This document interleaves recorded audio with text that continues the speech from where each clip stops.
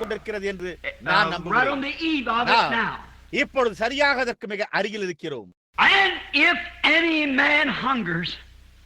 எந்த மனிதனாவது பசியாய் இருந்தால் அவன் கிறிஸ்துவனிடத்தில் வரட்டும். எந்த மனிதனாவது தாகமாய் இருந்தால் அவன் கிறிஸ்துவனிடத்தில் வரட்டும்.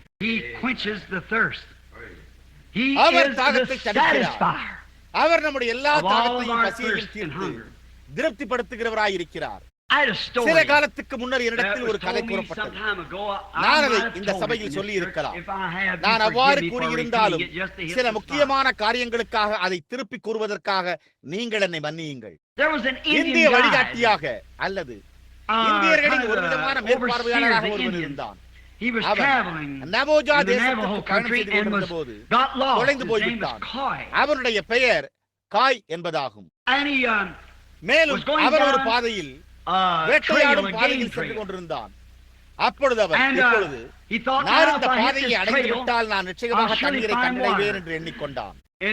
மேலும் அவனுடைய குதிரையோ மிகவும் தாகமடைந்து அதனுடைய நாக்கை தொங்கவிட்டுக் கொண்டு வறண்டு போய் மூக்கு துளைகள் சிவப்பாக மாறி மணலால் அடைத்துக் கொண்டது.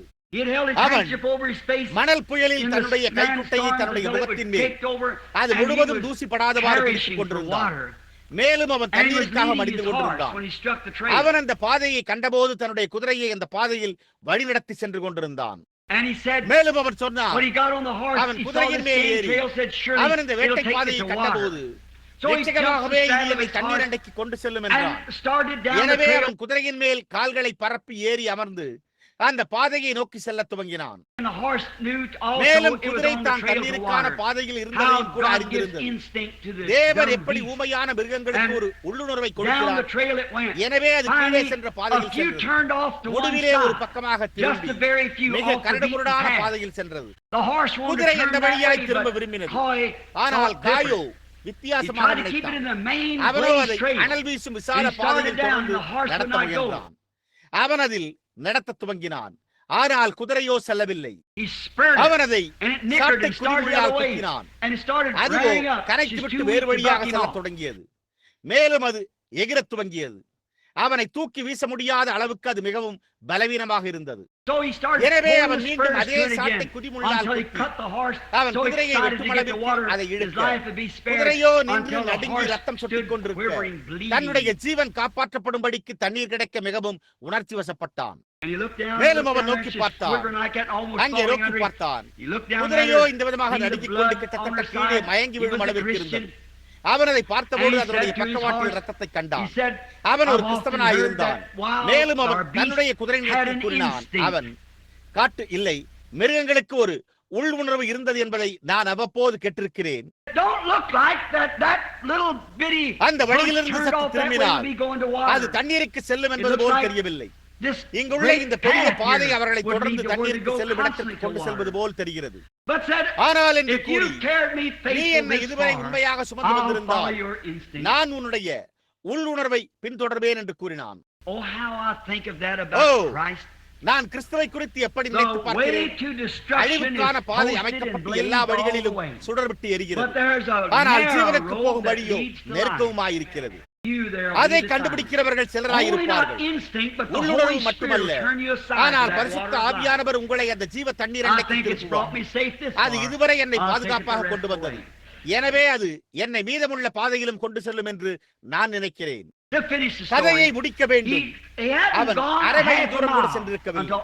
திடீரென்று அந்த உண்மையுள்ள குதிரை சரியாக ஒரு பெரிய தண்ணீர் பள்ளத்துக்குள் இறங்கியது. அந்த குதிரை எதை குறித்து பேசிக் கொண்டிருந்தது என்பதையும் அந்த சவாரி செய்பவனுக்கு அதை வெளிப்படுத்தும் விதத்தில் அது என்ன பொருட்படுத்திக் கொண்டிருந்தது என்பதையும் அறிந்திருந்தது. அவன் அங்கே உள்ளே குதித்தான். அவன் குதிரையினுடைய மூக்கில் தண்ணீரை வீசியதாக அவன் கூறினான். அவன் தானே குளித்தான். அவன் கூச்சலிட்டான் மற்றும் அவன் கத்தினான். அவன் தன்னுடைய உச்சக்கட்ட குரலில் சத்தமிட்டுக் கொண்டு மேலும் தன்னுடைய தொண்டையில் தண்ணீரை ஊற்றிக்கொண்டு நாங்கள் காப்பாற்றப்பட்டோம், நாங்கள் காப்பாற்றப்பட்டோம், நாங்கள் காப்பாற்றப்பட்டோம் என்று கூச்சலிட்டுக் கொண்டிருந்தான். மேலும் குதிரையோ குடித்துக் கொண்டு நடுங்கிக் கொண்டிருந்தது. அவன் அதனுடைய ரத்தம் தோய்ந்த பக்கங்களை பார்த்தான். அவை யாவும் சாட்டை குத்துமுள்ளால் உண்டாயிருந்தன. அப்பொழுது கூறப்பட்டதோ, அவன் கூறினான், தண்ணீரிலிருந்து வெளியே வா என்று யாரோ ஒருவர் கூறுவதை கேட்டான். அப்பொழுது அவன் நோக்கி பார்த்தபோது ஒரு விகார தோற்றம் கொண்ட கால்நடைகளை மேய்க்கும் பையன் அங்கே நின்று கொண்டிருந்தான். எனவே அவன் தண்ணீரை விட்டு வெளியே வந்தான். அவன் நெருப்பின் வாசனையை முகர்ந்து அங்கு நோக்கி பார்த்தபோது அங்கு ஒரு கூட்ட மனிதர் முகாமிட்டிருந்தனர் என்று கூறினார். அவர்கள் ஒரு கனிவள ஆய்வு எதிர்பார்ப்பில் இருந்து வந்திருந்தனர். அவர்கள் கொஞ்சம் தங்கத்தை கண்டெடுத்திருந்தனர் மற்றும் திரும்பி வரும் வழியில் அவர்கள் தங்கள் குதிரைகளையும் பொதி குதிரைகளையும் வைத்திருந்தனர். மேலும் அவர்கள் இந்த தண்ணீர் பள்ளத்தாண்டை வந்து இளைப்பாறிக் கொண்டிருந்தனர் மற்றும் அவர்கள் யாவரும் மது அருந்தி இருந்தனர். அவர்கள் கொஞ்சம் மான்கறியை சமைத்திருந்ததாகவும் மற்றும் இவன் அவர்களோடு சாப்பிட்டதாகவும் கூறினார். மேலும் அவர்களில் ஒருவன் கொஞ்சம் மது அருந்தி என்று கூறியதாக கூறினார். அப்பொழுது அவன் யாராக இருந்தான் என்றும் அவன் ஜேக்காய் அந்த இந்திய வழிகாட்டி என்றும் அவர்களிடத்தில் கூறியிருந்தான். எனவே அவன் சரி, இப்பொழுது சற்று மது அருந்து என்றானாம். அதற்கு அவன் வேண்டாம் என்று கூறி நான் மது அருந்துவதில்லை என்றும் கூறினானாம். மேலும் அது ஒரு விதமாக இந்த ஜனங்களை அவமதிப்பதாக இருந்தது. எனவே அவன் நீ எங்களிடத்திலிருந்து சற்று மதுவை எடுத்து அருந்து என்று கூறினானாம். அப்பொழுதும் அவன் இல்லை, நான் குடிப்பதில்லை என்றானாம். எனவே அவர் அந்த கூஜாவை எரிந்து மது அருந்து என்று கூறினானாம். அவர்கள் எல்லோரும் குடித்திருந்தனர். உங்களுக்கு தெரியுமா, சுமார் அரை டஜன் பேர். எனவே இவன் பையன்களே உங்களுக்கு நன்றி என்றானாம். அப்பொழுது எங்களுடைய மான்கறி சாப்பிடுவதற்கு நன்றாக இருந்தால் எங்களுடைய மதுபானம் குடிப்பதற்கு போதுமானதாக இல்லையா என்று கேட்டார்களாம். மேலும் அவர்கள் எப்படி குடித்திருந்தனர் என்பது உங்களுக்கு தெரியுமா? எனவே இவன் தொடர்ந்து முடியாது என்று கூறிவிட்டதாக அவன் கூறினானாம். மேலும் அவர்கள் துப்பாக்கியில் தோட்டாவை நிறைத்து எப்பொழுது நீ குடிக்க வேண்டும் இல்லை என்றால் என்று கூறினார்களாம். அதற்கு இவனோ இல்லை இல்லை, நான் குடிக்க மாட்டேன் என்றானாம்.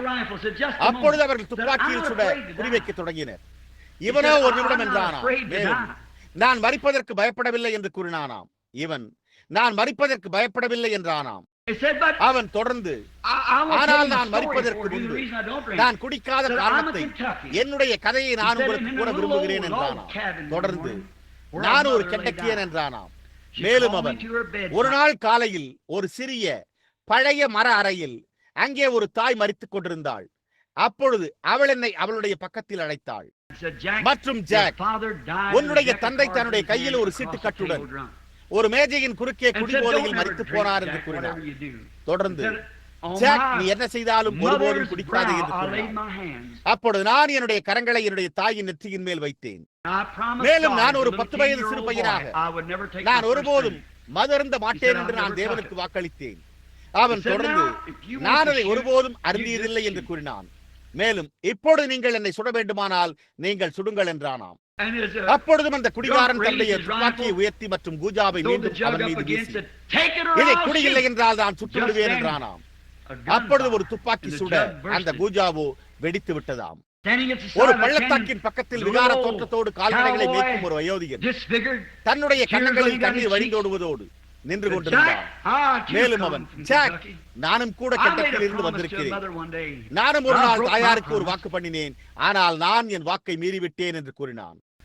அவன் தொடர்ந்து இந்த நபர்கள் போதுமான அளவு குடித்து வெறுக்கும் வரை நான் காத்துக் கொண்டிருந்தேன். மேலும் அவர்கள் கூட்டத்தையே கொன்றுவிட்டு எப்படியாவது அவர்கள் வைத்திருந்த தங்கத்தை எடுத்துக்கொண்டு போக விருந்தேன் என்றான் அவன். ஆனால் நானும் குடிபோதையில் இருந்து வந்தேன் மற்றும் நான் தவறு செய்துள்ளேன்.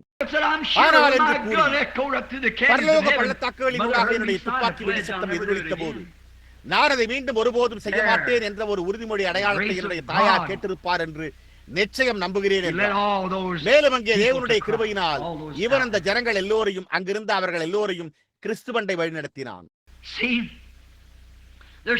பாருங்கள், தண்ணீரை குறித்து ஏதோ ஒன்றும் புத்துணர்ச்சியை குறித்து ஏதோ ஒன்றும் உண்டு. நீங்கள் தாகமாய் இருக்கும் போது தண்ணீரண்டைக்கு செல்ல வேண்டும் என்பதே என்னுடைய கருத்தாக இருந்தது. நீங்கள் தாகமாய் இருந்து கொண்டிருக்கும் போது தண்ணீரண்டைக்கு செல்வது அது உங்களுக்கு ஏதோ ஒரு காரியத்தை செய்கிறதாய் உள்ளது. இப்பொழுது அவர் என்னுடைய சமாதானத்தை உங்களுக்கு வைத்து போகிறேன், என்னுடைய சமாதானத்தையே நான் உங்களுக்கு கொடுக்கிறேன். அவருடைய சமாதானமே நம்முடைய தாகத்தை தணிக்கிறது.